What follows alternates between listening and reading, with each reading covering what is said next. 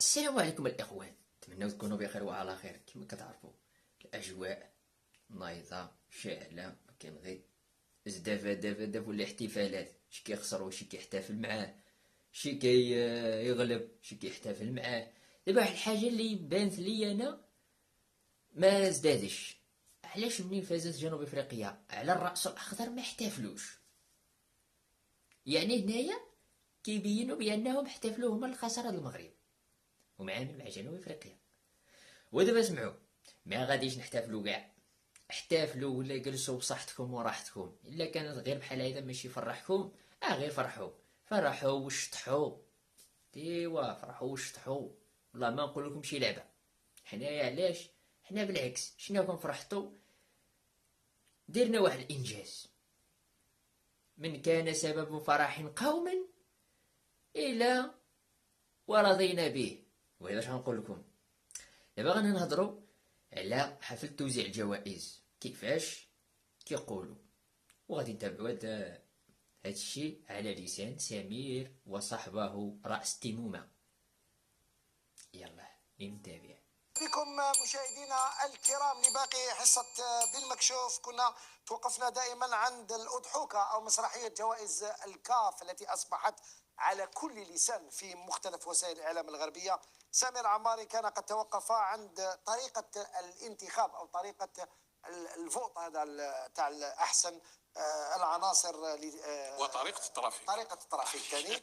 وقال باللي مستحيل أنه الناس اللي فوطاو ما يقدروش يحطوا محرز على الأقل مع الثلاثة الأوائل من أجل البحث عن من يتوج بالكرة الذهبية الإفريقية. لكن علي بن شيخ يوم الأحد تكلم عن هذا السؤال، أو في سؤال حول لماذا محرز على الأقل يكون ما كانش مع الثلاثة، وهذا غير طبيعي. نستمع لما قاله علي، نقص عليه الكلام.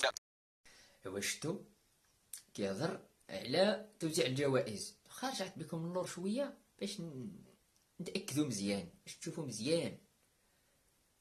المهم غادي نمشيو دابا دورنا الجوائز. غادي نهضروا على التحضيرات ديال المنتخبات قبل ما يتقصاو.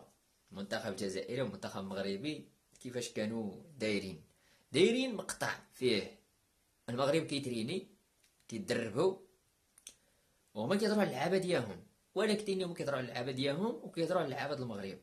يعني المغاربه اللاعبين المغرب حسبوهم نجوم وغير نجوم. كيفاش هذه كتعني نجوم وغير نجوم؟ واش نتوما كتشوفوا الاخر دا اليوروبا ليغ مع اشبيليا جوج حارس والنصيري، واللاعبين كيلعبوا تقريبا كيلعبوا غير في الشامبيونز ليغ وفي اليوروبا ليغ وفي المؤتمر الاوروبي، ونجوم وغير نجوم ما يمكنش. المهم اللي نتابع هذا المقطع، وديك الساعه نرجعوا نديروا التعليق ديالنا، وديك الساعه نزيدوا اللي باغي يتزاد. أوافقك بتاتا محمد. نستمع لرأي لاعبين مغمورين في حراسة المرمى، خط الدفاع كله مغمور، خط الوسط كله مغمور. ما تحاولش تصنع عنا منهم نجوم وهم ماشي نجوم محمد. ولا واحد يعرف الجزائر، المنتخب الجزائري مثلا عنده منتخب أحسن في حراسة المرمى. دابا اش غنقول لكم؟ بصراحتكم احتفلتوا مع جنوب افريقيا، ولكن دابا فين عرفناكم ما كنتوش كتشجعوا جنوب افريقيا، كنتو كتستناونا غنخسروا. هو ما شجعتوهمش مع الراس الاخضر، الحارس ديالهم تالق شي ضربات بينالتي وما شجعتوهمش هما تاهلوا. دابا هادي هنا المشكله. هنايا تبثنا بانه نتوما فرحتوا لخساره المغرب، ولكن حنايا كتقولوا كنفرحوا منين كتخسروا. واش خسرتوا الشان على ارضكم، المنتخب ديالكم ضد السنغال وما ديناهاش فيكم، وحنا غلبناكم شتو باش تعرفوا هذه، غلبناكم 3-0 في القرب ضد الدار ديالكم وكاع ما ديناها فيكم. كنشوفوا غير داكشي اللي كيخدم كيغلب واللي ما كيخدمش ما كيغلبش. ولكن اش غنقول لكم؟ لو كان حنايا الاحتفال اللي كان احتفلنا به واحد الاحتفال اللي احتفلنا به في التاريخ ديال كرة القدم، هو من ضربناكم ب4-0 في الدار البيضاء وشطح عليكم ديك الشطحه يوسف حجي ولا الدور لديك اللقطه ديك اسامه السعيدي اش دار ديك بودره ديالكم ابو قره، منين داه وردو وبيضوا وشجل على بولحي. هذه هي تما فين عرفت انا ملي ما فرش لكمش. هذه اللي احتفلنا بها فقط. انا غادي نلخص لكم مزيان. صبحنا كلشي صباح لابس التونيات كلشي غلبنا الجزائر البارح ب4-0. هذه اللي احتفلنا بها. اما التبقي كاع ما مسوقين لهم. شكون حلمك يا سيبو في بيثتي.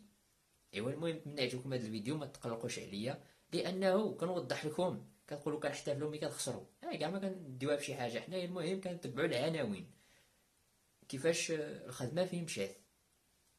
نتمنى يرجع لكم والد، ها هو ذاك، نتمنى يرجع لكم جمال بالماضي ويتأهل الحلم دياه المونديال 2026. والمهم نتمنى يعجبكم هذا الفيديو وديروا شي تعليقات زوينين. واسفل الفيديو بديك تجيب لتحت كيكون تحت الفيديو. المهم تحية، السلام عليكم.